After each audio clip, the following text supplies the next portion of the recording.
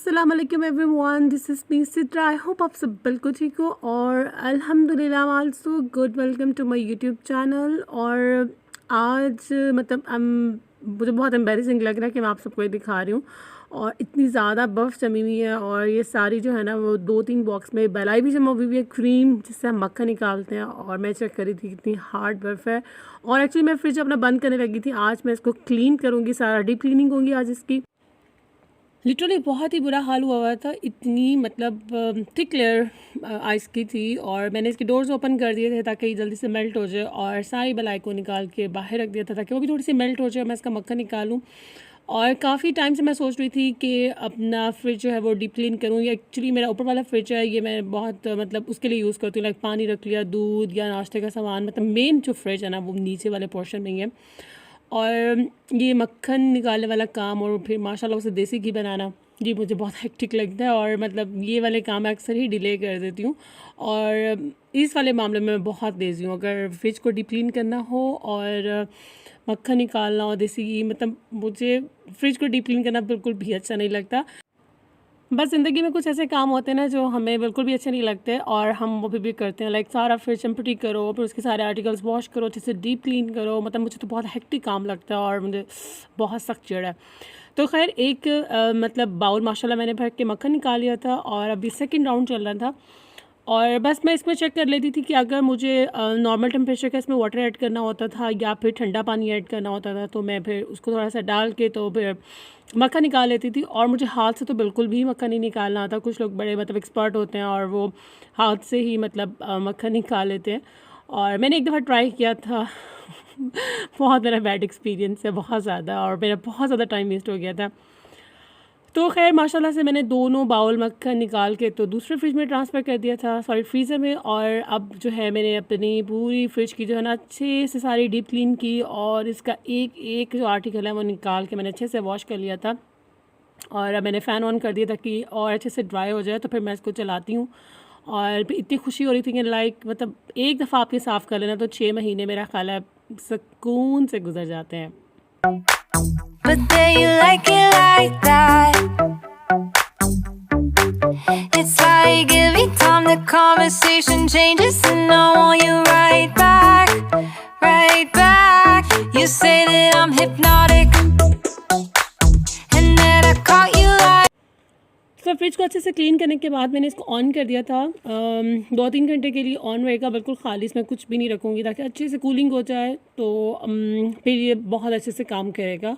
और आज कुकिंग का कोई सीन नहीं था और कोई कुकिंग नहीं, क्योंकि आज मैंने हेक्टिक काम करने थे। तो मुझे बना बनाया जब लंच मिल गया था और ये थी बहुत ही टेस्टी, बहुत ही डिलीशियस बिरयानी। मतलब सबने वही खाई थी और मेरा ये बॉक्स रखा था। मैं जैसे ही फ्री हुई तो मैंने सोचा कि मैं लंच कर लूँ और मतलब मुझसे वेट नहीं हो रहा था, इतनी कोई टेस्टी और यमी बिरयानी थी ना। और मतलब अभी मतलब मैंने रायता और सैलेड भी ओपन नहीं किया था, बट मैंने फ़ौरन से एक बाइट ली। मतलब कहते हैं ना बिल्कुल वेट नहीं हो रहा होता कुछ खाने देख के, और ये वाकई बहुत ही टेस्टी बिरयानी थी। और वैसे भी जब पका पकाया खाना हम फीमेल्स को मिलता है ना, तो मतलब हमें कदर होती है ना कि इसे बनाने में कितनी मेहनत होती है। और जब यूँ बना बनाया हमारे सामने आता है तो बस। सो लंच से फ्री होते ही मैंने सोचा कि मैं मक्खन को भी जो है ना वो एक वॉक में डाल के हल्की आंच पे रख देती हूँ ताकि इससे भी बहुत अच्छा देसी घी निकल जाए। और इतनी मज़े की खुशबू पूरे घर में फैलती है और मुझे इसकी खुशबू बहुत मज़े की लगती है। मतलब मेरा तो बचपन से कोई कनेक्शन है ना मक्खन और देसी घी से, क्योंकि वी आर पंजाबी और अब्बू में बचपन में मक्खन खिलाया करते थे और लस्सी टाइप इस तरह की। And he was when he was very young, तो वो भी इसका बहुत यूज़ करते थे, मक्खन और देसी घी टाइप का। तो खैर अच्छा, यूट्यूब चैनल की बात कर लेते हैं। मुझे तो जिसने भी टिप दी है ना कि चैनल कैसे ग्रो करना है, यही बताया कि रेगुलर अपलोडिंग करें, आपका चैनल ग्रो हो जाएगा। कोई देखे या ना देखे, but you have to upload on regular basis. But मुझे समझ नहीं आता कि रेगुलर मैं क्या मतलब डेली बेसिस पे जो है ना वो व्लॉग अपलोड करूँ और मैं कैसे मैनेज करूँ। बट आप लोगों ने देखा ही होगा कि मैं पिछले 2 हफ्ते से I am very active on YouTube और मैं हर 2 दिन के बाद अपना व्लॉग अपलोड कर रही हूँ ताकि मेरा चैनल जो है वो ग्रो हो जाए और उसके व्यूज़ अच्छे आने लगे हैं। बट अल्हम्दुलिल्लाह I am very happy with it. मैं जहाँ भी हूँ और मेरे जितने भी सब्सक्राइबर हैं माशाल्लाह 4000 होने वाले हैं। आप लोग दुआ कीजिएगा और मेरे चैनल को अपनी दुआ में याद रखिएगा कि जल्दी से मेरा चैनल ग्रो हो जाए और मेरे व्यूज़ बहुत अच्छे आएँ। और ये वाली जो दुख दर्द की कहानी है ना, ये हम यूट्यूबर्स, न्यू यूट्यूबर्स ही समझ सकते हैं कि चैनल का जो क्राइटेरिया है वो मीट करना कितना मुश्किल है, 4000 वॉच आवर्स और 1000 सब्सक्राइबर्स, फिर उसको मोनेटाइज कराना, वट एवर। बट अल्हम्दुलिल्लाह मैंने तो अपनी फ़र्स्ट पेमेंट भी रिसीव कर लिया और अब इंशाल्लाह सेकंड पेमेंट का बहुत शिद्दत से इंतज़ार है, तो आप लोग भी दुआ कीजिएगा। और यहाँ पे चला था स्नैक टाइम और स्नैक में थे आज फ्रूट्स, और जब स्नैक में फ्रूट्स होते हैं ना मुझे बहुत मज़े के लगते हैं और I love that and I am very Frooti type. और पीच थे, एप्रिकॉट और मैंगो, और आजकल तो मैंगो सीज़न चल रहा है, हर तरफ से आम की खुशबू आती है। अच्छा, नेट पे ना बारिश की प्रेडिक्शन आ रही थी कि बारिश होगी, और देखते ही देखते वाकई मतलब एकदम पहले बहुत तेज़ हवा चली और ऐसे जैसे बड़ी डस्टी सी हवा होती है, तो हमने विंडोज़ वगैरह बंद कर ली, लेकिन फिर एकदम बारिश आ गई, बादल आ गए और तेज़ हवा, ठंडी, लाइक दिल बाग बाग हो जाता है इंसान का। और इतना खूबसूरत मौसम हो गया था मुल्तान में, वरना ये वाला हफ़्ता इतनी शदीद गर्मी पड़ी है ना, मतलब मेरे पास वर्ड्स नहीं है कि मैं कैसे एक्सप्लेन करूँ। और अल्लाह ने जो है इतनी मज़े की और ठंडी बारिश दे दी थी।